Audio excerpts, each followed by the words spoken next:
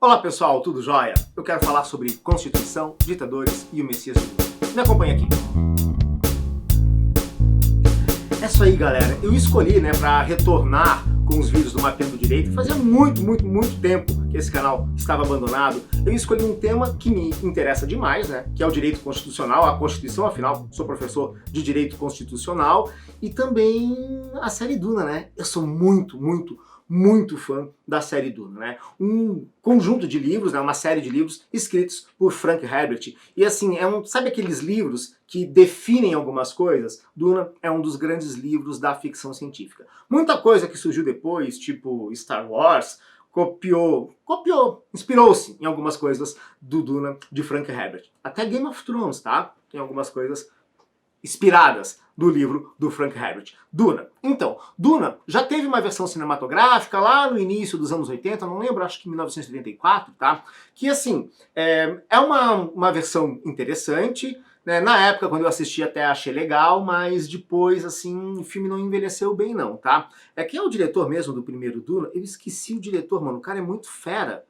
David Lynch, gente, David Lynch, fantástico, maravilhoso diretor, mas ele mesmo disse que aquele Duna que ele realizou lá em 1984 não é um filme legal, Também teve uma série de TV ali pelos anos 90, de um canal que já não existe mais, o Sci-Fi, que era uma série até interessante. Apesar de ser de baixo orçamento, o roteiro da série respeitava bastante a história do Duna, Mais recentemente, tivemos um filme brilhante, maravilhoso, do Denis Villeneuve. Esse filme, ele conta a primeira parte, se bem que o livro Duna não é dividido em partes, Esse filme do Denis Villeneuve, ele narra a primeira metade do livro Duna. E estamos esperando, acho que para 2023, a segunda parte do filme Duna. 2023 ou 2024, não sei quando será lançado. Eu sei que eu estou muito ansioso para ver essa segunda parte do Duna, que não é o segundo livro, da série Duna,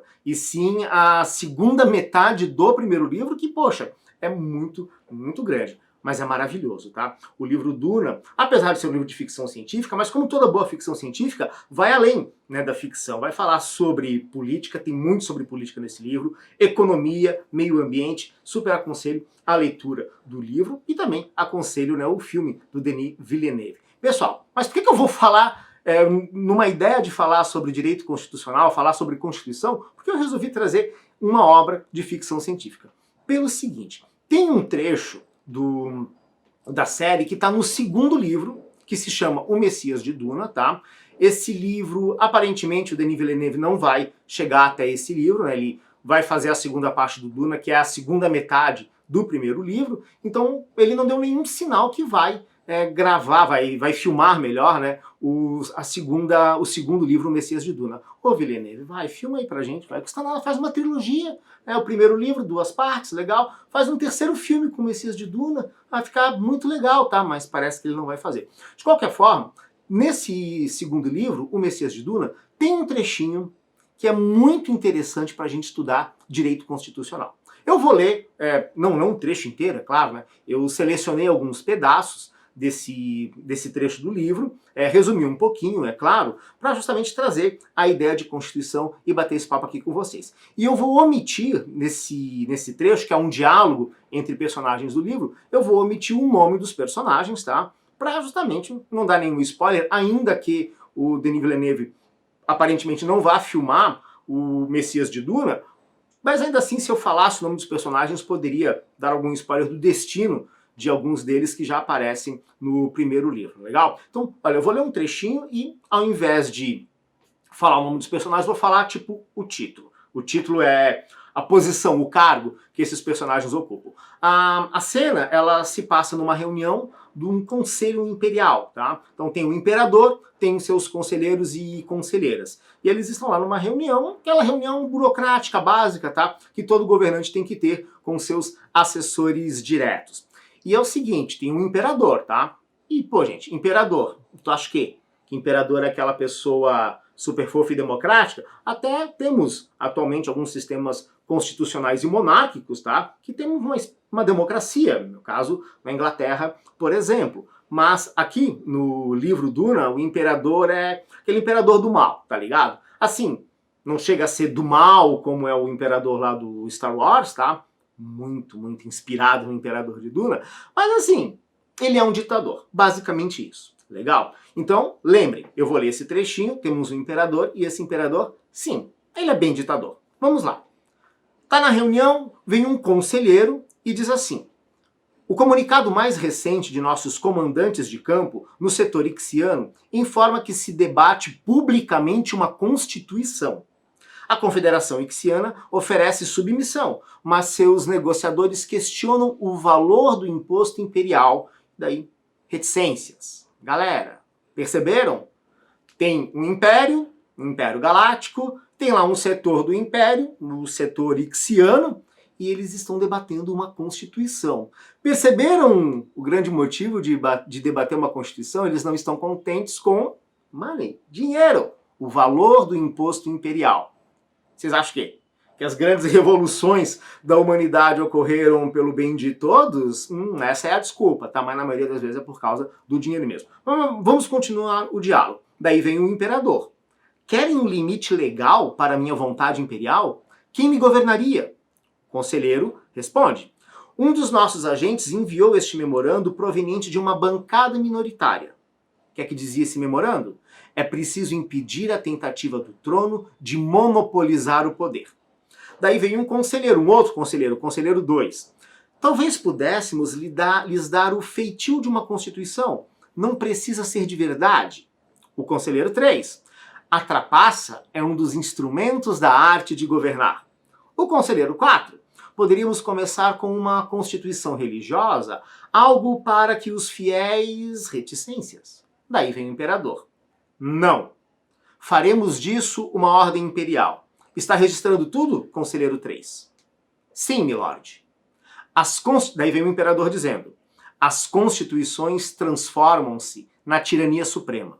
É o poder organizado em tamanha escala que chega a ser avassalador. A Constituição é a mobilização do poder social e não tem consciência. É capaz de esmagar os maiores e os menores, removendo toda dignidade e individualidade. Tem um ponto de equilíbrio precário e limite nenhum. Eu, no entanto, tenho limites. Desejando proporcionar a meu povo a proteção suprema, proíbo uma Constituição. Fala sério. Lembra que eu disse? Esse imperador, ele é de fato um tirano. Legal? Se ele é um tirano... pouco tirano, muito, médio, vai ler o livro, principalmente o segundo livro, tá? O Messias de Duna, para você entender essa história. Mas o fato é que ele é um tirano. E por que um tirano, daí pode ser um imperador, pode ser um ditador, o nome que você quiser. Por que ele não quer uma Constituição? Ora, porque a Constituição, ela tem uma grande função: limitar o poder.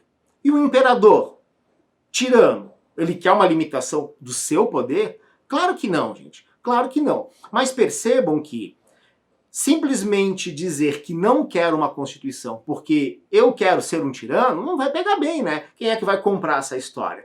Por isso que os ditadores, os tiranos, o que for, sempre vão trazer um discurso persuasivo. Você nunca vai ver, tá? Um ditador ou um candidato a ditador, né, que está muito afim de dar golpe, falar mal diretamente de uma Constituição. Ele vai, na verdade, dizer que outros desejam subverter a Constituição e que ele vai cuidar do povo. Eu gosto muito dessa frase, que vem, gosto entre aspas, desculpem, né? Eu quis dizer que eu gosto da frase para representar o que é uma tirania, tá? Que aparece aqui no finalzinho dessa fala do imperador. Que ele diz: desejando proporcionar a meu povo a proteção suprema, eu proíbo a Constituição. É sempre essa desculpa, né? Eu quero proteger o povo, eu sou o grande protetor do povo, certo? E na história da humanidade você vai ver muita gente, né, que disse isso, inclusive dizendo que protege o povo em nome de Deus. Tenha paciência, né, gente? Mas vamos voltar aqui ao início dessa conversa. Por que aquele setor lá da galáxia deseja uma Constituição? Eles não estão contentes com o valor do imposto imperial. E como eu disse para vocês, a grande função de uma Constituição é organizar o poder e, ao organizar o poder, impor limites a quem exerce o poder. Então, quando nós temos um país, um Estado organizado, onde as forças políticas realizam determinadas funções e essas funções estão claramente escritas em um documento jurídico, que nós chamamos de Constituição, daí você sabe o que faz o Poder Executivo, o Poder Legislativo, o Poder Judiciário. Mas aqui, no universo do livro Duna do Frank Herbert, esse negócio não, tá? De Poder Legislativo, Poder Judiciário. Tem imperador, tá? Que monopoliza o poder. É como se uma das inspirações para o livro fosse aquele período da Europa anterior à Revolução Francesa, tá? Aquela monarquia absolutista, centralizadora. É mais ou menos nessa pegada que aparece aqui no livro. Mas, gente, se você buscar a nossa Constituição Federal, por exemplo, né, a Constituição da República Federativa do Brasil, se você for lá no artigo 150 da Constituição Federal, você vai encontrar um título bem interessante, das limitações do poder de tributar. Ora, o poder, a administração pública, o Estado, precisa de dinheiro justamente para realizar as suas funções. Que a propósito, funções essas devem servir a todos, devem servir à coletividade. Então precisa de dinheiro, vai pegar esse dinheiro como? Da tributação, cobrando impostos, taxas, contribuições, o que for. Só que este ato de cobrar de nós, brasileiros, brasileiras, ou aqui no caso, né, do livro do Duna, né, os seres, os planetas, os sistemas da galáxia, o ato de cobrar tributos tem que ser determinado em norma jurídica, com limites numa Constituição e depois na legislação infraconstitucional. Então esse é só um exemplo de como se limita o poder. E aqui o pessoal daquele setor ixiano não estava gostando do valor do imposto imperial. Pô, vamos escrever uma Constituição dizendo como que o imperador pode ou não pode cobrar impostos, em que circunstâncias ele pode exigir determinado pagamento. Quem sabe a gente inventa lá algumas imunidades e isenções? Não. Mas o imperador não está afim disso. Gente, a Constituição Federal é essencial, é extremamente importante, tá? Se você está assistindo esse vídeo aqui porque gosta da faculdade de Direito, gosta de aprender Direito, ou sei lá, esbarrou sem querer, leia a Constituição Federal. Vale a pena. Eu sei que para quem não é da área jurídica, começa a ler a Constituição Federal, fica assim meio esquisito, aquele juridiquês, tá? Mas com o dicionário você consegue entender. Pelo menos tente entender quais são as funções das três grandes forças, dos três grandes poderes.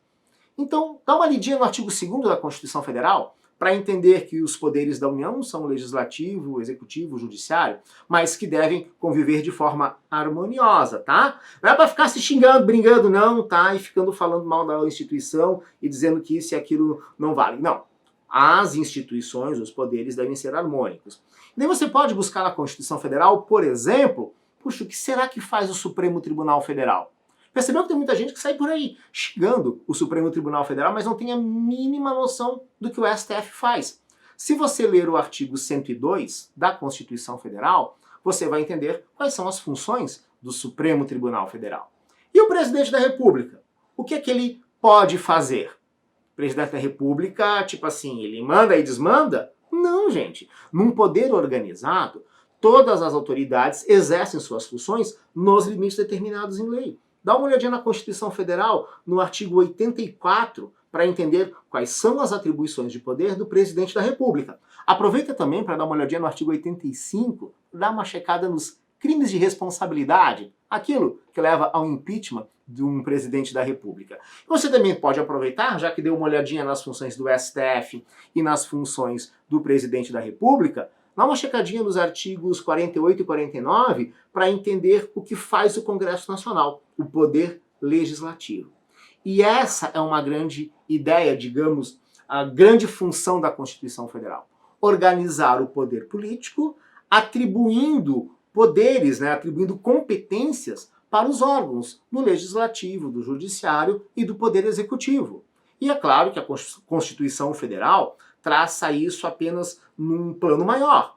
Precisamos das normas de outras normas jurídicas, né? A legislação, então vem a legislação do direito processual, os regimentos lá das casas legislativas, né, do Congresso, Câmara e Senado, para tratar de processo legislativo em detalhes, e toda a normatização do direito administrativo, tá? Mas a organização essencial do poder, com a atribuição de funções e estabelecimento de limites, está na Constituição Federal. E é claro, se a Constituição Federal estabelece limites ao exercício do poder, ela tem que declarar direitos fundamentais para nós, cidadãos, cidadãs. Afinal, ao declarar direitos fundamentais para as pessoas que estão em determinado país, se está determinando um limite para o exercício do poder. Dá uma olhadinha no artigo 5º da Constituição Federal para conhecer seus direitos e garantias individuais. Gente, acho que para finalizar, acho que eu posso ler um trecho de uma definição de Constituição Federal dada por José Afonso da Silva. A Constituição é um sistema de normas jurídicas escritas ou costumeiras que regula a forma de Estado, forma de seu governo, o modo de aquisição e o exercício do poder, o estabelecimento de seus órgãos, os limites de ação, os direitos fundamentais do homem e as respectivas garantias. Em síntese, a Constituição é o conjunto de normas que organiza os elementos constitutivos do Estado. Valeu, galera! Valeu, galera! É isso aí, espero que tenham gostado, tá? Ah, eu tenho que falar aqueles negócios, como é que é? Deixa o like, dá um joinha, né? Que mais? Ah, ativa aí o sininho. Ah, obrigado por assistir esse vídeo a propósito, tá? Ajuda aí a impulsionar o canal para trazer um conteúdo sobre direito e também, sempre que possível, um conteúdo sobre literatura nerd, né? Quem é que não gosta disso? Bem, a gente não deve gostar, né, pessoal? Valeu, gente. Muito obrigado. Até o nosso próximo episódio. Grande abraço. Tchau, tchau. Valeu.